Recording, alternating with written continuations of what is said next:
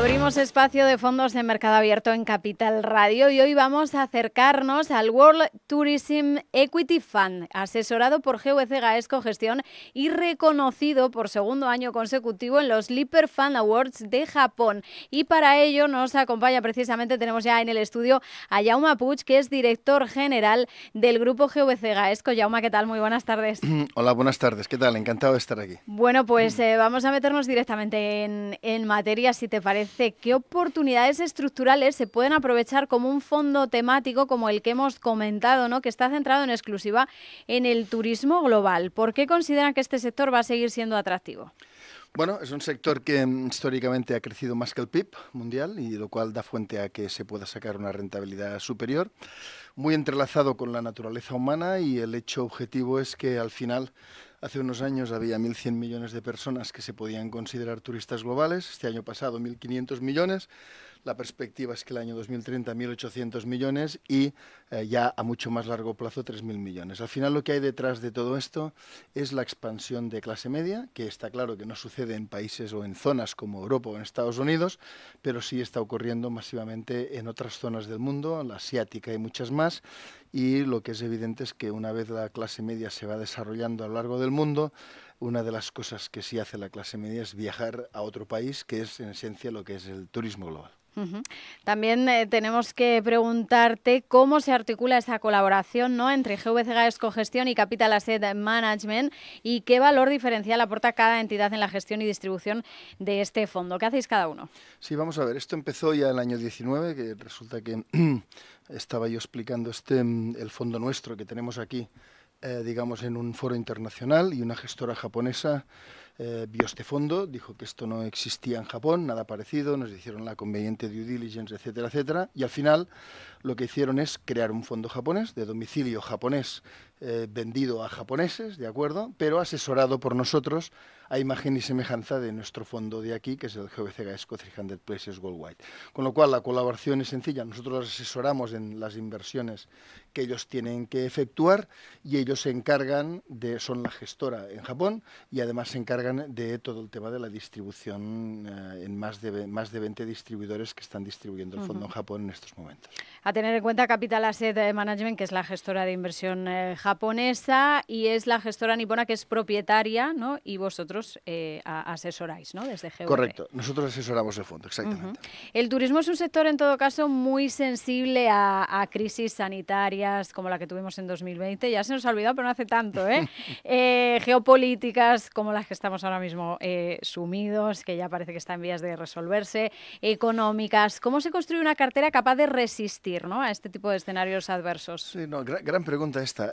Al final vamos a ver, lo que sí sabemos es que cualquiera de estos escenarios impacta a este fondo, ¿de acuerdo? Esto lo conocemos bien, pero yo lo que destacaría es el resurgimiento de todos y cada uno de estos acontecimientos. Sí. O sea, de la Lehman Brothers tienes que pensar que el turismo global tardó un año en recuperarse, una gran crisis económica, y en un año se recuperó. En el virus ha tardado un poquito más en recuperarse, pero evidentemente se ha recuperado íntegramente. Y luego los geopolíticos, como por ejemplo el que recientemente hemos vivido en marzo, la verdad nunca nos ha llegado a preocupar porque, si bien es cierto que el precio del petróleo ha subido fuertemente, también lo es, digamos, que a los niveles máximos que alcanzó han estado muy lejos de aquellos que preocuparían al crecimiento económico global, ¿no? Con lo cual, quiero decir, depende de la naturaleza. Lo que sí es evidente es que el fondo en un primer momento se puede impactar por este momento, son enormes momentos de compra, porque el resurgimiento es, digamos, súper veloz. También, hemos hablado de estas crisis, ¿no?, y cómo se superan, y al superarse de forma rápida en un sector como el turismo, pues eso es positivo, pero ¿cuáles son los riesgos principales que ven ahora mismo, ya dejando de lado estos que hemos comentado, y también cómo los gestionan, cómo los afrontan o cómo se preparan para ello? Bien, ahora mismo el tema más importante realmente es que, aparte de la tendencia secular a largo plazo, muy ligada a la naturaleza humana, que es el viaje, ¿no? Al final, lo que más importante es que en este momento el consumidor, que puede distinguir entre puede consumir bienes o puede consumir servicios, claramente está sesgado a consumir servicios. Esto lo podemos ver en los PMIs de servicios, que están todos muy bien, y los PMIs de bienes, que están peor, ¿no? Con lo cual, ¿qué quiere decir? Que mientras el apetito digamos, de los consumidores siga, digamos, tan fuertemente, digamos, sesgado hacia servicio, que es lo que hoy quiere el consumidor, digamos, esto añade como una especie de plus, ¿no? El tema es, solo con el apetito normal que había antes de la pandemia, ¿de acuerdo? Esto ya tiene un crecimiento secular. Ahora mismo este crecimiento es superior porque van pasando los años y no decrece el apetito de servicios y el apetito de viajes. Ahora mismo la gran pregunta que tenemos es, ¿la tendencia futura de crecimiento de todo el tema de viajes internacionales y tal, va a ser la misma que había antes del virus o quizás la pendiente ha aumentado y es superior? A día de hoy la pregunta es que de momento la tendencia es incluso superior a la que había antes del virus. Pues justamente de tendencias va mi siguiente pregunta. ¿Cuáles son las que están transformando ahora mismo la industria turística y sobre todo cómo lo reflejan esto en la selección de compañías para este fondo, el World Tourism Equity Fund? Bueno, vamos a ver, claramente hay una parte que es como muy universal, ¿no? Por ejemplo, hoteles y aerolíneas son como un tercio del fondo, de media, ¿no?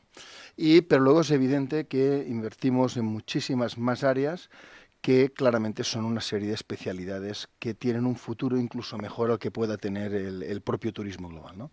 Por ejemplo, el área de cruceros, cuidado en el área de cruceros, que tiene muchísimas dimensiones, no solo la dimensión de grandes cruceros generalistas, sino de cruceros especializados que vas con científicos, etcétera, etcétera. O sea, son otro tipo de cruceros más caros, pero un poco más especializados, por decirlo.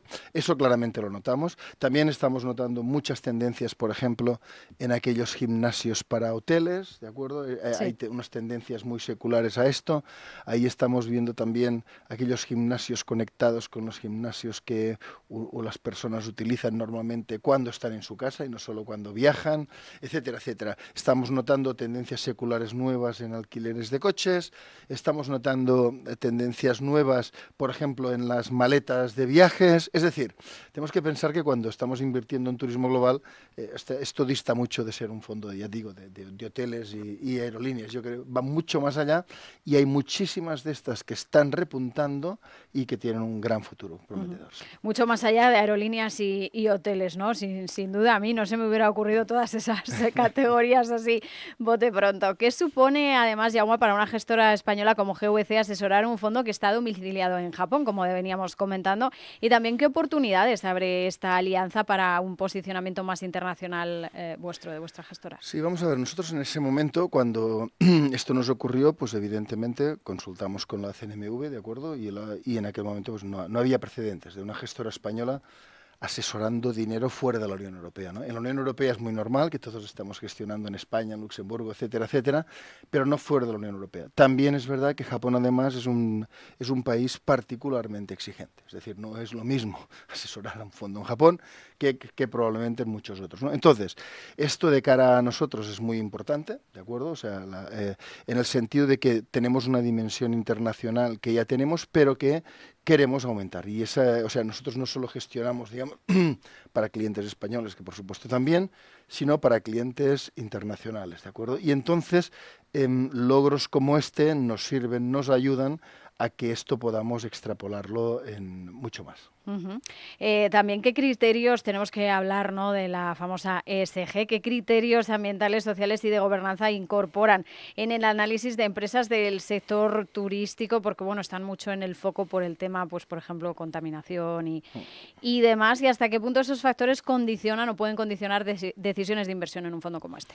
Sí, vamos a ver, nosotros en este fondo y en todo lo que gestionamos, en la G tenemos como una especie de fijación, ¿de acuerdo? O sea, la G está presente en cualquier inversión que hacemos.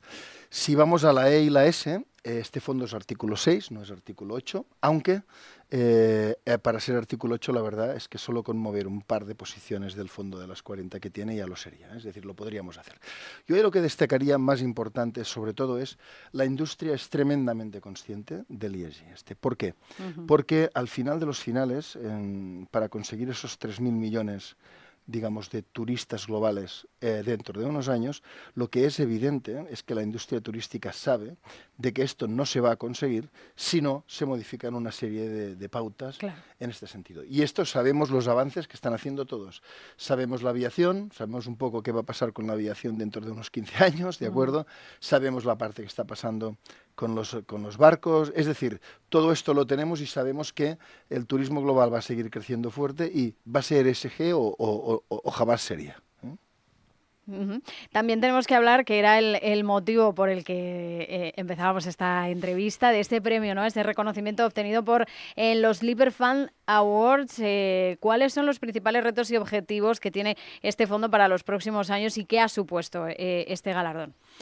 Bueno, vamos a ver, el año pasado nos dieron el premio al mejor fondo en Japón de la categoría a 3 años y este año nos han dado Lipper, los premios Lipper de Japón, de Tokio, y nos han dado el premio al mejor fondo a 3 años y a 5 años, ¿de acuerdo? A ver, vamos a ver, los premios es como todo en la vida, ¿no? Los premios lo que refleja es un buen hacer pasado, ¿no? Lo cual siempre es verdad que es un acicate, ¿no? Ayuda a seguir, ¿no? Pero lo que es verdad que los premios tienes que olvidarlos en el mismo momento que te los han dado, o sea, tienes que disfrutarlos como medio segundo, ¿no? O sea, estamos muy contentos, muy reconocidos. A ver, tener premios, o sea, yo creo que todas las gestoras españolas tenemos premios en España y en Europa. En Japón creo que pocas, ¿no? Y bueno, ya también para terminar, ¿a qué perfil inversor se dirige este fondo, Jaume? Para quien nos esté escuchando y le haya interesado, le hayas convencido, ¿no? Con todos esos argumentos de las compañías turísticas, ¿hacia quién os dirigís? Vamos a ver, nuestro fondo tiene clase, digamos, individual para particulares, tiene clase, digamos, de banca privada y tiene clase institucional. Tenemos a todo tipo de inversores dentro, ¿de acuerdo? Al final es para todo tipo de inversor que intente invertir en una tendencia, en algo que crece más que el mundo, que esto a largo plazo, uno de los requisitos para obtener más rentabilidad que el propio mundo es que donde tú inviertas tiene que crecer más. Aparte, hay un tema en este momento que es muy puntual.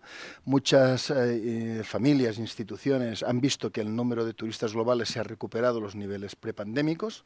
En este momento, la oportunidad, puede haber inversores, perdón, que digan, ya se ha recuperado. No, lo siento. El tema es, si nosotros miramos el tema de rendimiento, de retorno de las empresas, nosotros utilizamos el Free Cash Flow Yield, pero podemos verlo en cualquier otra métrica. Lo que es evidente es que si bien se han recuperado el número de turistas previrus, las empresas son mucho más rentables hoy y generan mucha más caja hoy. Sin ir más lejos, síntomas de estos, solo el año pasado nos hicieron 2 OPAs y a empresas que teníamos en el fondo. Una es los hoteles Mandarín y otras son los hoteles Dalata en Irlanda. Y lo que es curioso, ¿quién nos hizo la OPA? La OPA nos la hizo los propios accionistas que están en la compañía. ¿Por qué? Porque ven que la generación de caja que genera la empresa con su actividad es muy superior al precio al cual están cotizando las cotizaciones. Con lo cual, de momento estamos viendo OPAs desde dentro. Es una de las mejores señales de lo fuerte que está el sector, mucho más de lo que la gente pueda pensar. Pues sin duda una señal muy positiva. Jaume Puig, desde director general del Grupo GVC Gaesco, gracias por acercarnos todos los detalles de este fondo muy interesante y hasta la próxima. Hasta la próxima.